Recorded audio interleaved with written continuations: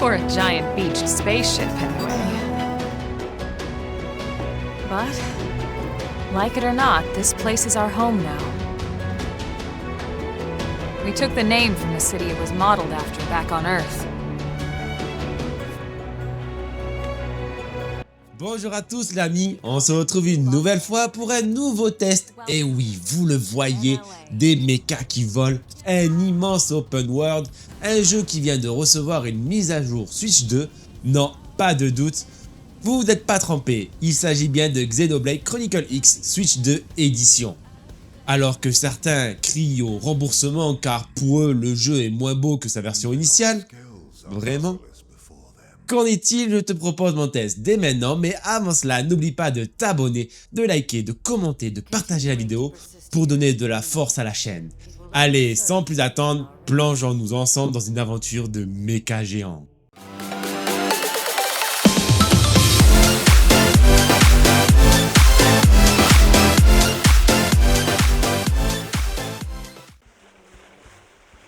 Commençons par l'histoire. Dans un futur lointain, la Terre est détruite au milieu d'une guerre intergalactique entre deux civilisations extraterrestres. L'humanité n'a d'autre choix que de fuir à bord d'immenses arches spatiales. Un seul vaisseau survit au voyage, le White Whale. Après un crash brutal sur une planète inconnue appelée Mira, les survivants doivent tout reconstruire, dans un monde aussi magnifique que dangereux. À travers un hub central appelé New LA, vous devrez vous dépêcher. Plusieurs humains sont coincés dans l'arche de vie et l'énergie de celle-ci diminue courant à la perte des derniers humains. Toutefois, vous vous retrouvez en guerre avec des races extraterrestres jurant de vous exterminer pour des raisons bien obscures. Le jeu vous propulse dans une histoire bien ficelée, aux rebondissements multiples et moments épiques au rendez-vous. Mais pour arriver à ces moments, il vous faudra patienter. Le jeu est très lent et développe son intrigue que très lentement, les 4 premiers chapitres servant principalement de grands tutoriels. C'est pas moins de 13 chapitres plus un épilogue, inédit par rapport à la version Wii U, qu'il faudra faire pour venir à bout du jeu.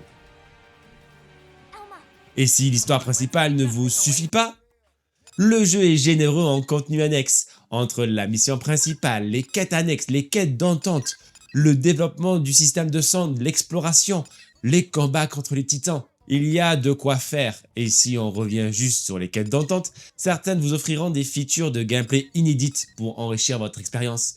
Développer les sondes vous forcera à explorer car il vous faudra miner du miranium pour par exemple obtenir de nouvelles armes et armures ou bien recharger votre mecha. Qu'on se le dise, ce jeu va vous voler votre temps, beaucoup de temps. Comptez environ entre 50 et 60 heures pour venir à bout de la principale, environ 100 heures pour faire la principale et les quêtes secondaires principales, et plus de 150 heures pour faire les 100%. Mais j'ai un petit point négatif, c'est que pour faire la principale, le jeu vous oblige à faire de l'exploration pour progresser. En faisant ça, le jeu augmente sa durée de vie de façon artificielle, pouvant lasser les joueurs sur la durée. Parlons vite fait de l'open world, et il faut dire à l'époque le jeu est un vrai banger pour son côté open world. Je dois dire qu'aujourd'hui il continue à mettre à mal certains open world et AAA, et ce que ça soit dans sa verticalité, son level design, la présence quasi constante de créatures et de son contenu.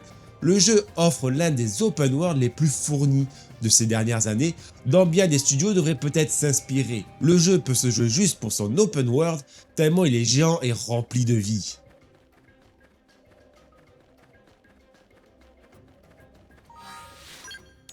En termes de difficulté, si vous montez en niveau régulièrement et que vous faites les quêtes annexes au fur et à mesure, le jeu ne propose pas de réelle difficulté, même si un pic de difficulté se fait sentir à partir du chapitre 9.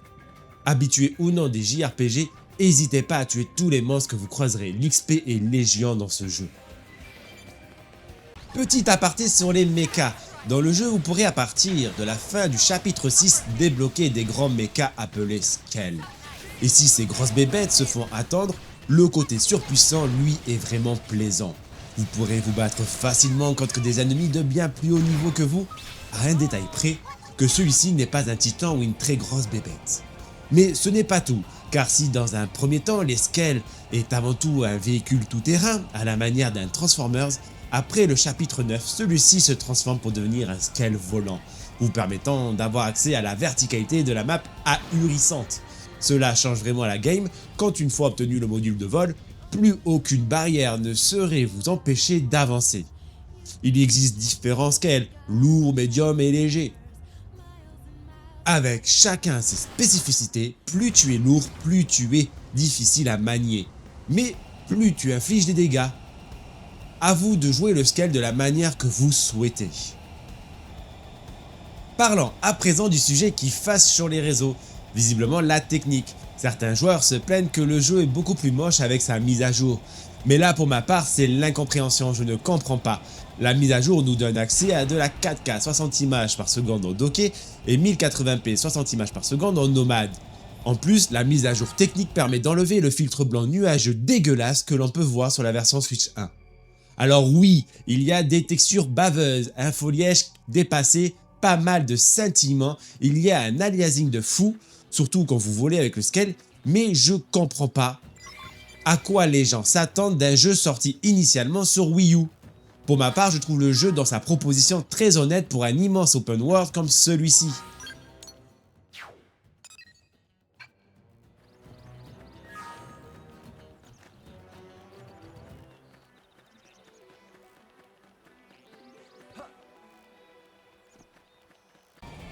Graphiquement, le jeu vous offrira dépaysement. Au fur et à mesure de votre exploration entre les biomes de la jungle, plaine, volcan, désert, le jeu vous offrira une direction artistique très convaincante. Celle-ci vous poussera à aller toujours plus loin dans votre exploration pour découvrir chaque biome. Ajouter des effets de météo comme la pluie, tempête de sable, orage, et pour l'époque, il faut le dire, c'était juste incroyable de proposer un jeu comme celui-ci.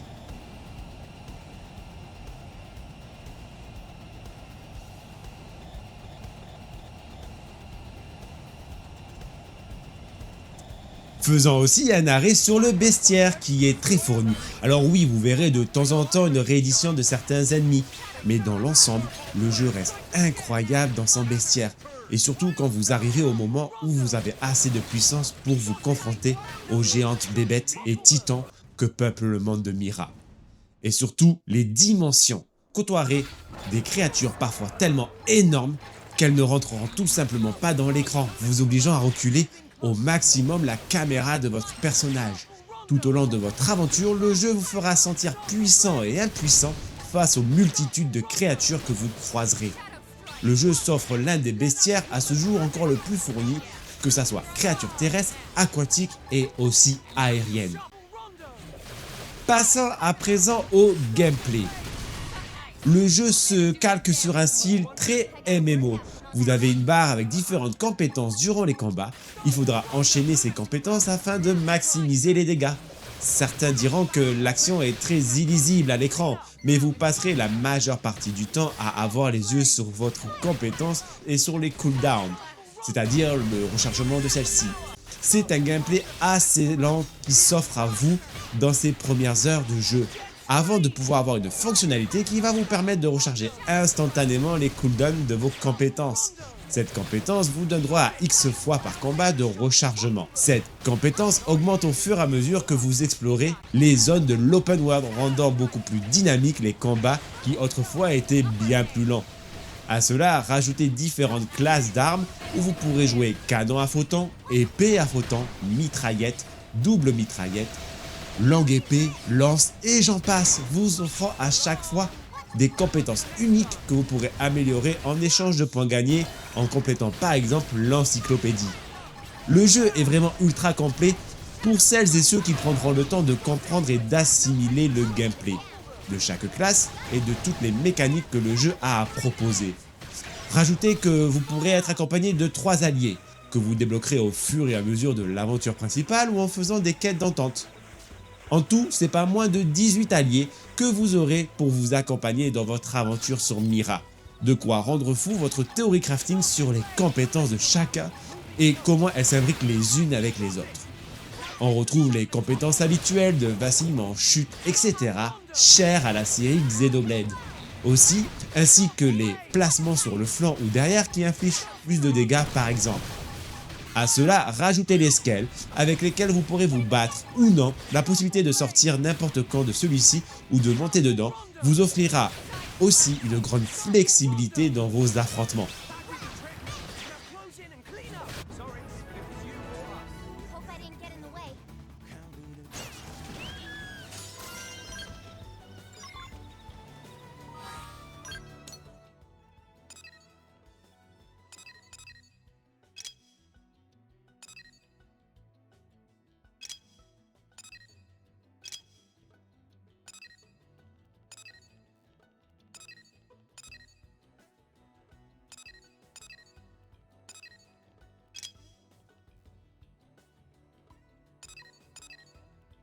En conclusion les amis, Xenoblade Chronicle X vous offrira bien des dizaines d'heures de jeu, que ça soit par son contenu ou son exploration, le jeu propose un contenu gargantuesque.